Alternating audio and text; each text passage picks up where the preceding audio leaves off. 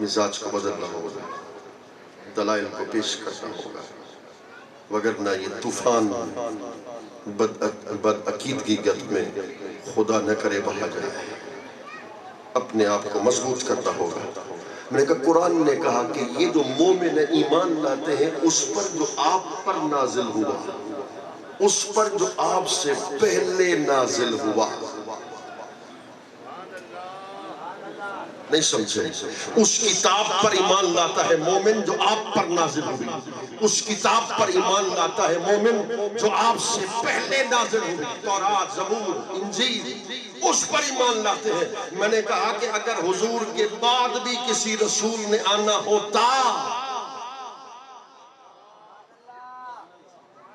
تو پھر اللہ کہتا کہ اس کتاب پر بھی ایمان لاتے ہیں جو آپ کے بعد آئے گی۔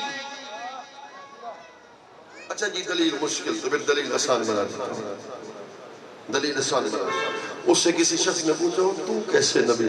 اس نے کہا جی خاتم کا معنی مہر ہے، رسول اللہ نے مجھ پر مہر لگا دی، میں نبی بن گیا۔ چلو ڈی جی خان والو، تم ذرا مجھے سوال کا جواب دے دو گے تو مجھے خوشی ہو جائے گی۔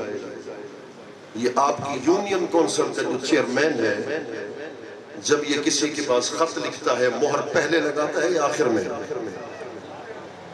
بولیے آخر میں۔ حضرت مفتی صاحب کی بلا جب فتوہ لکھتے ہیں طلاق کا، نکاح کا، بیع کا، جس چیز کا فتوہ لکھتے ہیں، یہ مہر پہلے لگاتے ہیں یا آخر میں؟ یہ بادشاہ کو جب خط لکھتا ہے مہر پہلے لگاتا ہے یا آخر میں؟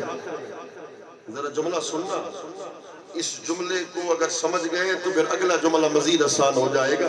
یعنی مضمون پہلے لکھا جاتا ہے،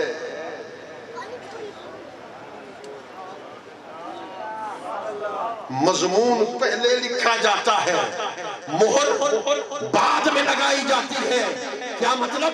مضمون نبوت شروع ہوا حضرت آدم سے، حضرت نوح سے، حضرت شیش سے، اللہ تعالیٰ انبیاء سے خطاب کرتا رہا، مخاطب بدلتے گئے۔ اللہ کہیں حضرت موسیٰ سے کلام کرتا ہے، کہیں حضرت عیسیٰ سے کلام کرتا ہے۔ مضمون نبوت شروع ہے، جب مصطفیٰ کریم کی نبوت کی باری آئی تو کہا وَلَٰكِن رسول اللہ وَخَاتَمَ النَّبِيِّينَ، اب محبوب تیری نبوت پر میں مہر لگا رہا ہوں، آج کے بعد نہ کوئی نبی آئے گا نہ کوئی رسول آئے گا۔